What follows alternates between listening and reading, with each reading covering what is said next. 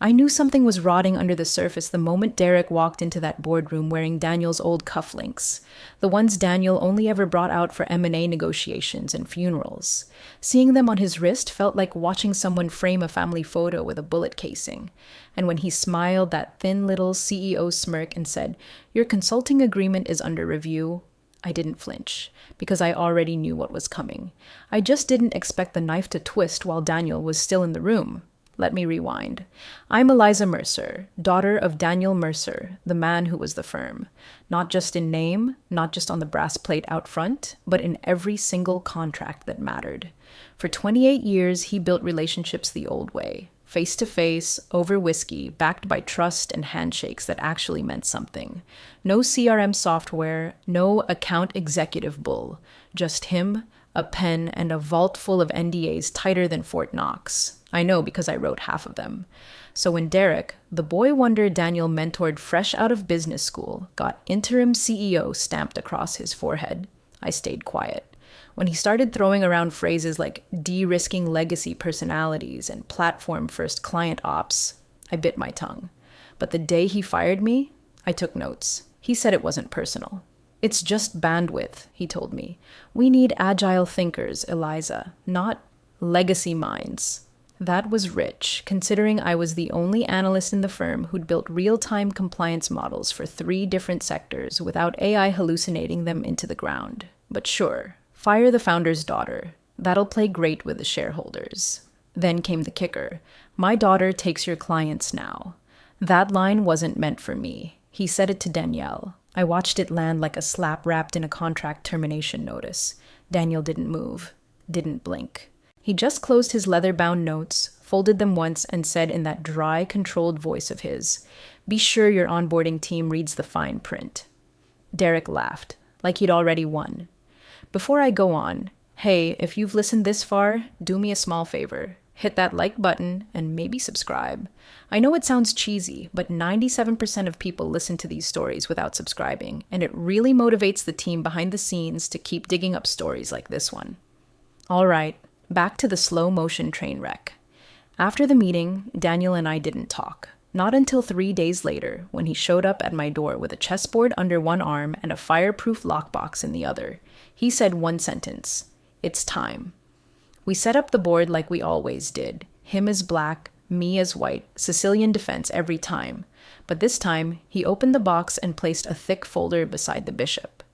Label read, Mercer Trust, LLC, active NDAs, and I swear to you, the air changed. That's when it hit me. Everyone thought Daniel retired years ago. Truth is, he never left. The company might have had his name, but the trust? The real legal entity behind every high-risk, high-value client? That was his. Independent. Bulletproof. Untouched by corporate restructuring, because it wasn't under the company. It was under him. And in that moment, I understood why he didn't fight. Why he let Derek talk down to him. Why he let me get laid off like some disposable intern. Because this wasn't the end. It was set up. The call came in at 8:12 a.m. sharp. Because Derek liked to pretend punctuality made him powerful. It was a cordial formality, he said. But we both knew it was a scalpel hidden in a handshake. I sat beside Daniel in his study, watching the faint lines around his eyes deepen with every word Derek flung like a smug little hammer. "After reviewing your consulting agreement," Derek said, voice smooth as laminate, "we're exercising Clause 12, early release without penalty." He leaned back in his ergonomic throne, visible through the video chat like some smug little Roman senator. "We appreciate your contributions, Daniel, truly, but the board and I agree. You're a vestige of the founder era. We're moving forward." Daniel didn't blink, just sipped his black coffee and stared like he was mentally replacing Derek's tie with a noose. "And in the spirit of that progress," Derek continued, "we've officially onboarded the Galvanic consortium to our proprietary platform. Full integration starts Monday. It's a new day." I saw Daniel's hand pause, mug hovering in midair, steam curling past his knuckles. The Galvanic consortium wasn't just another client. It was the client. The $230 million cornerstone. The reason the firm ever survived the last recession. The one account you didn't touch unless you knew how many sugars their general counsel took in his coffee and what time he walked his dog. "You sure you've got that covered?" Daniel said. Just that. No sarcasm, no warning. Just a simple question wrapped in a coffin lid. Derek laughed. "We've got a whole team on it. Your relationship model was elegant, but unsustainable. We're scaling now." Daniel just nodded once and ended the call. No ceremony, no emotion, just a slow, surgical disconnection. As the screen went black, I realized something chilling. He didn't look betrayed. He looked done. He walked to the vault, opened it, and began quietly removing folders. Dozens of them, each marked with client names I hadn't seen in months. Some in gold ink, some stamped in red, a few simply labeled "Do Not Transfer." "What are you doing?" I asked. "Cleaning up," he said, "before the avalanche." The next 2 days passed in silence. He cataloged. He cross-checked. He moved through our personal database with the same eerie calm of a surgeon prepping for autopsy. Meanwhile, the firm blasted PR about innovation, platform efficiency, and sunsetting legacy processes. I watched Derek on LinkedIn grinning beside a team of junior hires like he'd just solved war. They didn't even realize the walls were already collapsing. That's the part that stings, the smugness. Derek didn't just cut Daniel loose, he mocked the entire foundation that held the firm together. He thought a proprietary dashboard and a few Gen Z analysts could replace 28 years of whispered deals, bespoke frameworks, and 3 a.m. calls from clients about international audit storms. He believed, with his whole hair-gelled soul, that trust was transferable like a Slack login. But Daniel knew better. And now I did too. I watched him copy one file, just one, onto a plain USB drive, then place it in a sealed envelope and write 2 words on it. "Last rope." He handed it to me without explanation. "When he slips," he said, "that's when you pull." That night, the power went out in half the neighborhood during a thunderstorm. Streetlights blinked off like an omen. I was at my place, packing up a new batch of compliance guides for a fledgling client. 3 people in a co-working space with more ambition than budget, when my phone lit up with a single-word text from Danielle. "Now." By the time I pulled into his driveway, the rain had slowed to a mist and the porch light was already on. He didn't greet me at the door. Didn't need to. I walked through the house like I always had, straight to the study. And there he was, seated at the chessboard, 2 mugs of coffee already waiting, and the heavy fireproof lockbox set to his right like an old friend brought in from the cold. He didn't speak as he opened the vault, just keyed in the code, clicked the deadbolt, and swung the thick door wide. From the depths, he pulled a single worn-out banker's box, the kind accountants use before cloud backups replaced common sense. Label, handwritten in blue ink and underlined twice. Mercer Trust, LLC, active NDAs. He placed it gently on the table. No drama, no monologue. Just the weight of 28 years, stacked in legal paper and bound with quiet leverage. It smelled like old toner and decisions made behind closed doors. I swear, that box buzzed louder than the power lines outside. "This," he said, finally breaking the silence, "was never theirs." I knew what he meant. Most people think NDAs are just standard paperwork, boilerplate confidentiality nonsense. But Daniel didn't do boilerplate. He crafted contracts like clockwork, customized, surgical, embedded with clauses so specific they became fingerprints. And nearly all of them, especially the top-tier ones, weren't with the firm. They were with him. Or, more accurately, with his personal consultancy, Mercer Trust, LLC, independent, private, and invisible to anyone too arrogant to read the actual document headers. He turned the board toward me. Sicilian defense again. Always. My move. As we played, I told him about the last 6 weeks. How, after Derek's house cleaning, I couldn't sit still. So I filed the paperwork, opened a small shop, lean ethics advisory, and kept it small, intentional, personal, quiet.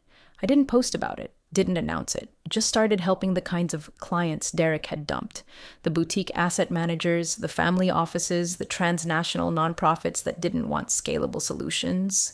They wanted someone who remembered what compliance felt like. "They're finding me," I said, brushing a pawn forward. No referrals, no advertising, just emails, calls, questions. Daniel's night moved with surgical precision. "They're not finding you. They're returning." I sat back, letting that land. because he was right. These weren't new leads. They were returns, clients who missed the calls we used to answer at midnight, the risk reports annotated by hand, the check-in emails that came without a quarterly invoice attached, the ones who used to trust the firm when it still had a soul. I reached into my bag and pulled out my own folder. Half a dozen NDAs, clean, current, enforceable. A few under my name. One with my new firm, and one, the most recent, bearing both. Eliza Mercer, Lean Ethics Advisory, and Mercer Trust, LLC. He raised an eyebrow. Not surprised, not impressed. Just aware, like a player seeing the endgame 13 moves ahead. I'm not taking revenge, I said. I'm building the replacement. He nodded. That's how it starts. Outside, the storm had passed. The windows fogged with a breath of quiet transition. The board between us filled slowly, piece by piece, each move carrying weight. And with every motion of bishop, rook, queen, we weren't just playing. We were staging a transfer of power, one signature at a time. Derek's rollout started with a LinkedIn post and a smug little graphic. Client Services 2.0, powered by platform, driven by people.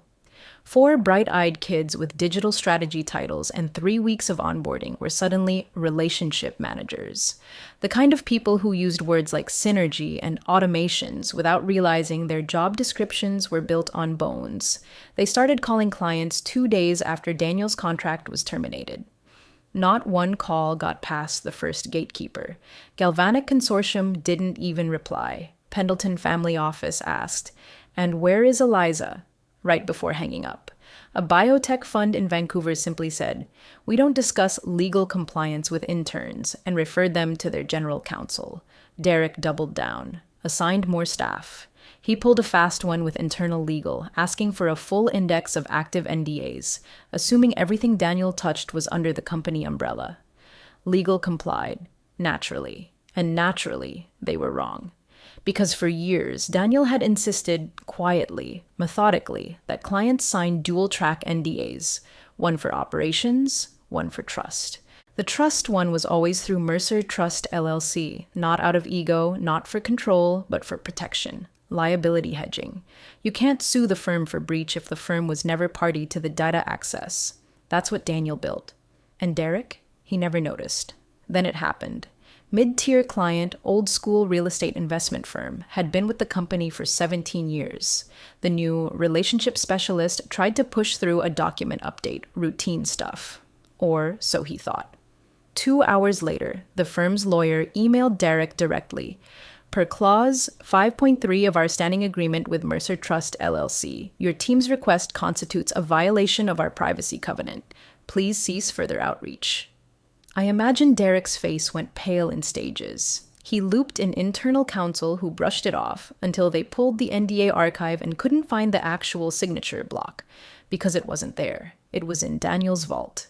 That kicked off what they called internally document hygiene protocol. But everyone knew what it really was, a scramble. A page-by-page, blood-on-the-wall audit of every high-value NDA in the firm's portfolio. I had a contact in legal who told me one line kept showing up in red ink. Entity, Mercer Trust, LLC, access, non-transferable without written consent. Meanwhile, my inbox was humming, quietly. A GC here, a managing partner there. Some just wanted second opinions, others asked if we were accepting new engagements. I didn't pitch, I didn't push, I just answered. Because they already knew what I could do, I'd built risk frameworks they still used. I'd flagged data sharing issues before they hit headlines. Hell, I was the one who discovered that now infamous vendor breach that Derek claimed he'd intervened on. So we drew a line. Every new client that came through got a simple contract. Lean Ethics Advisory with Mercer Trust LLC as silent legal partner. Ironclad, legally distinct, airtight. There were no marketing blasts, no announcements. Just a quiet migration. A slow, steady drip of loyalty detaching from the firm and reattaching to us. Derek didn't know it yet, but the thing he'd tried to digitize, trust, was already bleeding out of his hands. Every relationship he thought was a resource was actually a lifeline. And I was holding the other end. Daniel, meanwhile, stayed silent, observing, moving pawns while Derek tried to castle with cardboard pieces.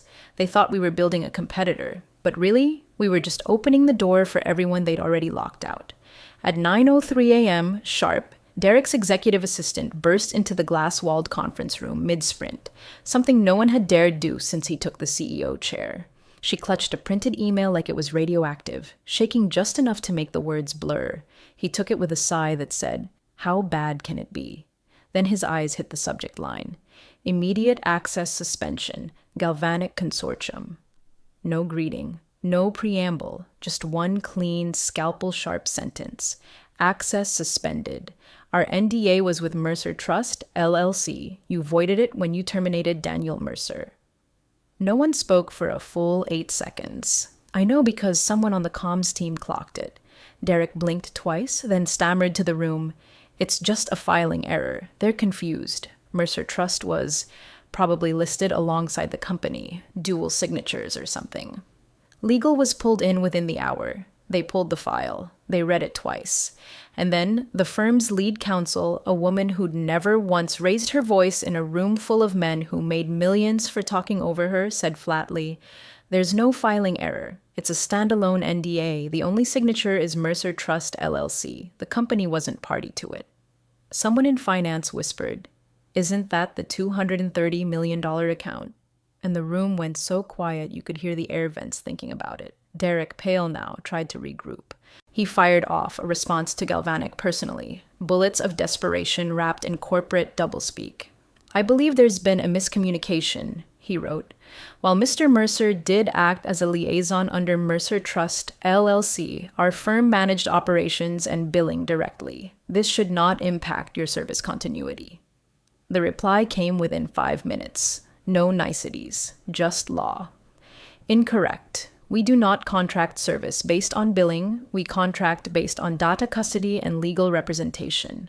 Mercer Trust LLC was the only entity authorized to handle our compliance protocols. Any continued access will be considered breach under Clause 14.1. The 14.1 clause is the one that triggers emergency litigation in international jurisdictions. Translation: Try us, and we'll bury you in 6 countries before lunch." Derek sat there, motionless, like someone had replaced his spinal cord with a coat hanger. Because this wasn't just about Galvanic. This was about precedent. If one NDA was ironclad with Daniel's entity, more were. And if more were, then every single client under Mercer Trust's umbrella could sever ties without notice. Legally. I was 3 blocks away, drinking lukewarm coffee in a cafe that didn't know it had just become HQ for a silent takeover. My phone buzzed. It was a client I hadn't heard from in months. "Can we talk? Our new compliance lead is not you." I said I'd make time. Daniel was already at the house reviewing a spreadsheet labeled Potential Voluntary Realignments. His version of a revenge list, but legal, bloodless, precise. The names weren't in red. They were in green. Green meant they were already calling us. Derek, meanwhile, finally realized what had slipped through his fingers. It wasn't Danielle. It wasn't me. It was the authority behind the trust. The power wasn't in the firm's name.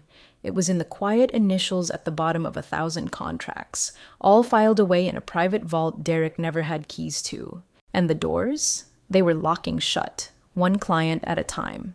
By Wednesday morning, the glass conference room had turned into a pressure cooker, the kind where nobody made eye contact and everyone suddenly remembered how important coffee runs and bathroom breaks were. Derek stood at the head of the table, tie loosened, voice flatter than his PowerPoint. He was on slide 6 of what he'd titled Strategic Realignment of Legacy Assets, but nobody was buying the polish, not with the board chair glaring at him like he was already a sunk cost. It started slow. A question here, a clarification there. Then came the gut punch. "So, Derek," the oldest board member said, one brow arched so high it had its own altitude, "are you telling us our top 5 revenue accounts are structurally unserviceable?" Derek fumbled. "No, not unserviceable, just undergoing controlled transition. We're working with counsel to renegotiate terms under company purview." Another voice, this time from legal. "Respectfully, that's not possible. The NDAs were never novated to the company. We cannot retroactively insert ourselves into contracts we were never party to, not without violating multiple data jurisdiction statutes." Translation for the non-lawyers in the room. if we so much as breathe on their files, we're legally exposed. Investor relations had already taken 2 frantic calls that morning, one from a pension fund threatening to pull their equity stake if the Galvanic fallout wasn't addressed, and another from a fintech accelerator demanding to know why Mercer Trust LLC was suddenly listed on multiple key client audits instead of the company. And then someone clicked refresh on Lean Ethics Advisory's website. The headline had changed. In small, elegant font, nestled under a minimalist logo, now serving confidential compliance clients across 4 regulatory zones. Below it, no names, no client list. Just a short line of legalese. Data relationships protected under multi-jurisdictional NDA partnerships with Mercer Trust LLC. That was it. And it hit harder than any press release could have, because that single sentence confirmed it. Eliza wasn't just scooping up the scraps. She was building the new table, quietly, elegantly, and apparently internationally. Back in the boardroom, Derek finally moved to damage control. He drafted a public statement titled, Transitioning Legacy Accounts to New Leadership. It was the PR equivalent of tossing a tarp over a burning building and hoping no one noticed the flames licking the roof. He used phrases like strategic growth, platform evolution, and emerging leadership pathways. But what he didn't say was that the leadership had already emerged, and it wasn't him. By end of day, legal returned with their final review. Mercer Trust NDAs were executed under private consultancy law. There is no umbrella clause allowing the company to inherit or assume access upon Daniel Mercer's termination. Unless Mr. Mercer provides written transfer consent, continued access is technically criminal. That last word dropped like a guillotine, and Daniel, he didn't flinch, didn't respond, just kept reviewing names from the realignments list, redrafting new engagement letters with Eliza's signature in blue ink beside his in black. Because we weren't reacting anymore. We were building with the very materials Derek discarded. And every step we took, legally bolted, airtight and surgical, made one thing clearer. He hadn't just fired a man. He'd severed the only lifeline his entire client ecosystem trusted. And now they were finding their way back home. By Friday, the silence from Daniel was louder than any press conference Derek could have staged. The calls started early. 2 from Derek's personal cell, 1 from his executive assistant's number, then a third from an unlisted line that tried to spoof Daniel's high school alumni registry. All went to voicemail, not blocked, just unanswered. Then came the email. Subject, Collaborative Path Forward, Urgent. Eliza, hope you're well. I believe it's in the best interest of all involved to schedule a high-level conversation regarding overlap, potential synergies, and coordinated service continuity. We should discuss a mutual framework for collaboration moving forward. Let me know your availability. Best, Derek. I read it 3 times, just to savor the desperation marinating under all that corporate fluff. Then I forwarded it to my counsel with a single note. Please CC Galvanic Consortium Legal per Clause 6.7. Within 20 minutes, Galvanic's lead counsel, blunt as ever, replied directly to Derek. Per standing engagement with Lean Ethics Advisory and Mercer Trust LLC, any such collaboration represents unauthorized access attempt. This email will be archived for record. Future contact should be routed through counsel only. I didn't have to reply. The sword had been delivered for me. By noon, Derek was summoned to an emergency board session. They didn't wait for him to draft another memo. No chairs rearranged, no catered lunch, just tension sharp enough to slice through the walnut table. Why didn't we know about these contracts? One director asked. I assumed, Derek began, but was cut off. You assumed the company held rights to $300 million in trust-based NDAs that were never transferred? The CFO, who had been quiet until then, leaned toward legal and whispered, Wait, how many NDAs are in her name? The reply was a spreadsheet slid silently across the table. Color-coded, time-stamped, verified. 43 active NDAs, 7 high-risk, multi-jurisdictional, all bearing my name or co-executed under Mercer Trust, LLC. The room froze. One director pinched the bridge of his nose and muttered, Jesus Christ. Meanwhile, Daniel was at home, tucked into the porch swing with an old flannel and a ceramic mug full of black coffee. Local paper folded at his side, laptop open to a quiet news alert. Galvanic Consortium transitions compliance to private advisory firm amid turbulence at former partner. He didn't smirk, didn't gloat, just turned the page. One of his old law school buddies texted, "This you?" He replied with 3 words, timing, isn't, accidental. From our side, the phones hadn't stopped. Not with Derek, with us. Compliance leads, legal chiefs, former assistants, even a few board spouses who handled philanthropy arms, each one asking if we were accepting realignments. We were, one at a time, quietly, legally. Each engagement came with a calm clause. No affiliation, past or present, with the former firm. Each one backed by a signature from Mercer Trust LLC. And every time that blue ink hit paper, another board member on Derek's side lost a reason to defend him. He wanted platform efficiency. He got exiled by policy. And Danielle? He just watched the whole thing unfold like a weather pattern he predicted years ago. Because that's the thing about trust. Once you burn it, it doesn't scream. It just walks away, one contract at a time. The meeting wasn't on the calendar. No PR firm, no intern with a pitcher of cucumber water, just a plain gray conference room in a downtown private equity office, 3 chairs on one side of the table, 2 on ours. I brought nothing but a pen. Danielle didn't bring anything at all. The lead investor, a woman with glacier blue eyes and a reputation for burning entire boards to the ground with a single sentence, was the first to speak. "You know why we're here." I nodded. She turned the iPad toward me. On the screen, a pie chart. 7 of the 10 largest accounts from the firm now listed under Lean Ethics Advisory and Mercer Trust LLC, not in theory, not as pending, active, engagement letters signed, contracts validated, legal already looped. They hadn't come to threaten me. They'd come to deal. "We want stability," she said. "You already have the accounts. We're not asking for them back. We're asking for a managed transition." Translation: we want you to inherit the business, but not publicly. Not yet. Not while the press is circling like buzzards and Derek's LinkedIn updates are still insisting everything's in beta. Then came the condition. We want a clean shift. No blood, no mess, but Derek steps down. Immediately. Daniel didn't move, didn't blink, just crossed one leg over the other and stared at a spot on the wall like he was remembering a song lyric. I looked to him, but he said nothing. This wasn't his decision anymore. I leaned forward. "You'll get your stability, but I want 2 things in writing. First, no non-compete actions against any future clients under the Mercer Trust umbrella. Second, no PR spin, no joint ventures, no strategic alignment.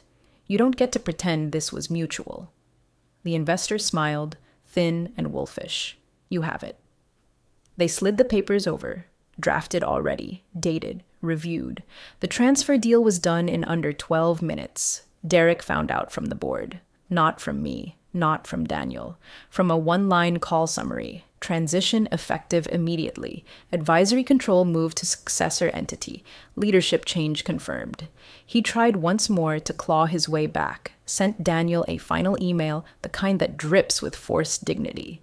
"Daniel, I hope we can still respect what we built. Mistakes were made on both sides. Let's keep things cordial. This isn't the end." Daniel read it on his porch. Same mug, same flannel. He passed the phone to me and said, "Write this down." I typed exactly what he said. "Your mistake wasn't firing me, it was assuming trust transfers with titles." We hit send. That was the last word. The firm still exists. In name, in structure. But it's not the house Daniel built anymore. The walls are hollow. The lights are dim. The soul left through the front door and never looked back. My firm now handles the very clients Derek once bragged about in elevator pitches. Not out of revenge, not to rub his face in it, just because they called. And I answered. This was never about payback. Not really. It was about continuity, about legacy. And Daniel didn't need to burn bridges. He just handed me the blueprints and trusted me to build better. Daniel walked in without knocking, the way only someone who built the foundation could. Same old leather boots, same jacket with the worn collar. He moved like time never touched him, only deepened the lines, sharpened the gaze. I was behind the desk, elbows buried in contracts, the city humming beyond the windows like a lullaby of traffic and forward motion. He looked up at the plaque just outside the glass. Mercer and Co. Advisory. Clean serif lettering, brushed nickel, no frills. Just a name, a legacy, and the quiet acknowledgement that trust wasn't inherited, it was earned. The & Co. was deliberate. This was never going to be just me. It was always going to be built on both of us. On my desk sat the final folder, the last signature. Galvanic's transition papers, ink still drying. The account Daniel had nurtured through 2 international buyouts, a hostile takeover, and 3 different CEOs was now fully under our control. Legally, permanently, no fanfare, no press release, just done. I slid the folder toward him. He didn't open it. Just placed one hand on top like a benediction, like it meant something more than paper and clauses. He looked around the office. High ceilings, soft light, 2 junior analysts deep in a client report, and a young admin on the phone politely deflecting a request from someone still working at his old firm. His phone buzzed. Unknown number. He answered anyway. It was Galvanic's CEO, the one who'd refused to talk to anyone from Derek's team, who once told me during a 3-hour compliance audit that Daniel was the only reason I sleep at night. His voice came through, clear and amused. "She's sharper than you," he said. Daniel chuckled, not defensive, just honest. "I know." He hung up and set the phone face down on the desk. Then he stepped back, gave me one long look. Not the overbearing kind, not father to daughter, but peer to peer, architect to successor. "You know," he said, reaching for the coffee mug I'd left steaming for him, "I didn't take the clients." He paused, smiled. "I just made sure they had someone better to call."